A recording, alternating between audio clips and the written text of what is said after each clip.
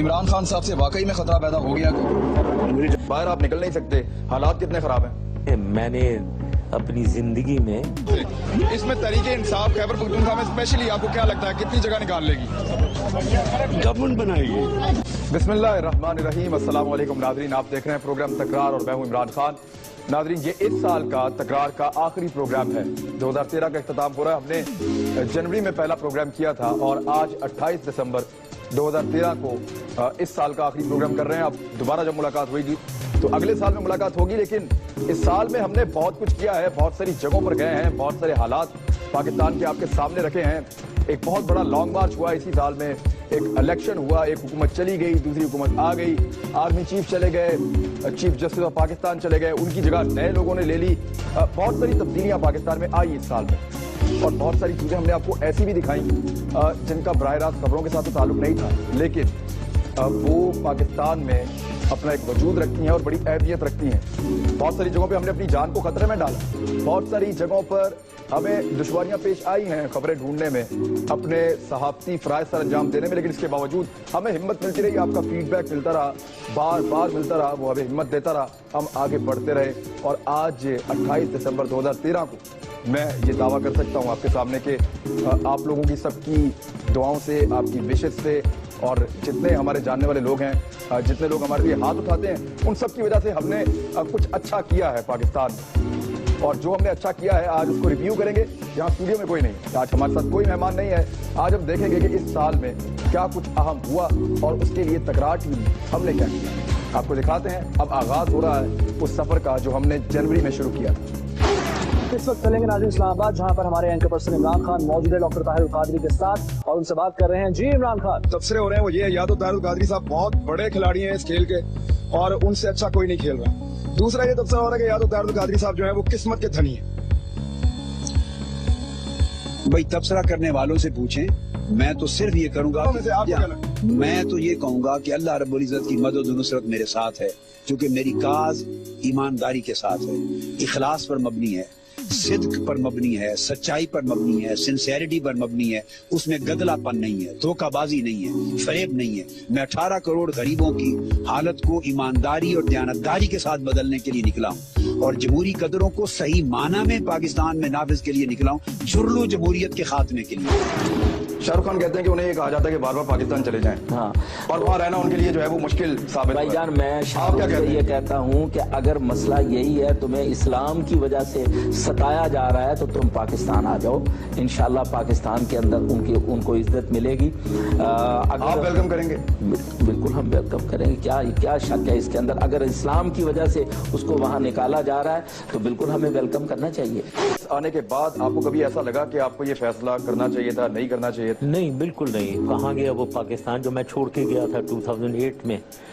जब से आप 62-63 में पूरा उतरते हैं, हर एंगल से, कोई भी एंगल आप मेरे से पूछो कौन सी चीज है, मैं जवाब देता हूँ। इधर बड़ी पूरे पाकिस्तान के सामने जवाब देता हूँ। बाहर आप निकल नहीं सकते, हालात कितने खराब हैं। मैंने अपनी जिंदगी में इन्हीं चीजों का मुकाबला करना सीखा है और इन मुकाबलों में दिमाग और दिल को सही रखना सीखा है।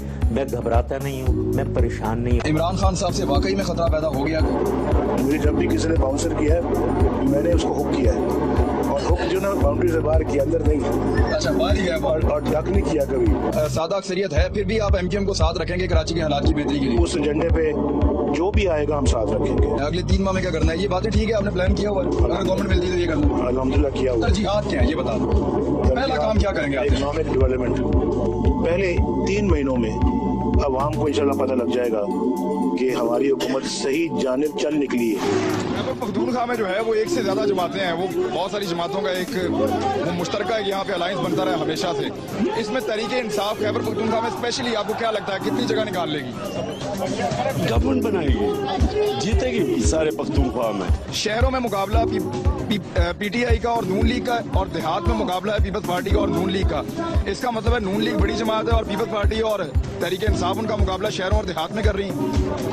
पीपल्स पार्टी का कोई किसी से मुकाबला नहीं, वो छोटी सी अंदरूने सिंध में पार्टी रह जाएगी। जो हरास करते हैं आप लोग, जो अब मैं वो बात नहीं करना चाह रहा, मैं चाह रहा हूँ कि आप लोग खुद बताएं। जो लोग हरास कर रहे हैं वो कौन लोग हैं, वो करते क्या हैं, मुझे आप ये बताएं। सबको नाम पता बताएं है, आप। सबको पता है एमसीसी में क्या हो रहा है। इसमें सब इन्वॉल्व है, पूरी एसोसिएशन। ये एक दायरा है, इस दायरे में आप देखेंगे तो 101 लोग आपको मिलेंगे। सरे फहरिस्त नाम है, मौलवी सुल्तान आलम साहब है, मौलवी सुल्तान, दे मुझे लिखवा दीजिए, मौलवी सुल्तान साहब हैं। जी बिल्कुल, इनकी मिसेज हैं, हमारी चेयरपर्सन है। ये हम लोग जब रूम में बैठे थे ना, अंडर 19 की सिलेक्शन हो रही थी, मैं और ये, इन्होंने मुझे कहा कि तुम अंडर 19 में जाओगी या किरण निशात जाएगी। तब ये हम लोग सोफे पे बैठे थे, हमारे दरमियान में आके बैठ गए और कहते हैं किरण को मुझे, इन्होंने मुझे कहा कि दे दो तो तुम अंडर 19 खेलोगी। दोनों बैठे हुए थे सोफे में, दरमियान में जगह खाली थी बिल्कुल, लेकिन मौलवी साहब दरमियान में आकर बैठ गए और एक कंधे पे हाथ रख दिए, इसके कंधे पे हाथ रख दिए, मेरे कंधे पे हाथ रखने लगे, मैं उठकर चली गई। तो मुझे कहते हैं बैठो, दोस्ताना कहते हैं। मैंने कहा सॉरी सर, मुझे ये खेल पसंद नहीं है, मैं चली गई। उसके बाद मुझे नहीं पता सर ने इसको क्या कहा क्या नहीं कहा, सीमा जावेद को, लेकिन उन्होंने मेरे साथ हरकत जरूर की। कहा कि किरण को कहो कि मुझे दे दो तो मैं आपको टीम में रख लूंगा। हाँ बेटे, वो ठीक है ना तू? हाँ मैं बिल्कुल ठीक हूँ। बेटे तू टेंशन न ला, मैं थोड़े पैसे दे के ना तो तेनू ले आवा। बस ठीक है, पैसे ले और दे जाना। ठीक है, मैं पैसे देकर तुम्हें वापस ले आऊंगा। ये 1 साल पहले की आवाज़ है नाजरीन, और ये आवाज़ आज भी मेरे कानों में ऐसे ही गूंजती है। पता नहीं कितनी और बच्चियां हैं जो आज भी इंतजार कर रही हैं उन्हीं पहाड़ों में बैठकर, उन्हीं जगहों पर अपने वालिदैन को फोन करती हैं कि आओ और पैसे देकर हमें छुड़ा कर ले जाओ। नहीं, इस बच्ची के साथ क्या होता क्या ना होता, कितने हाथों ये बिकती।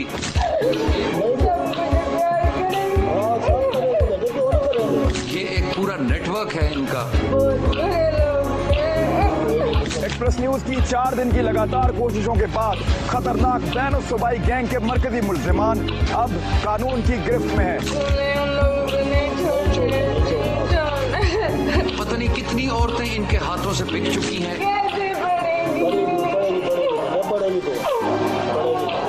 और कैमरा टीम एक्सप्रेस न्यूज की साथ थी, उन्होंने सारा वो मंजर रिकॉर्ड भी किया होगा। फांसी से भी बड़ी सजा मिलनी चाहिए उन लोगों को। भेड़िए, सब भेड़िए वहाँ पे।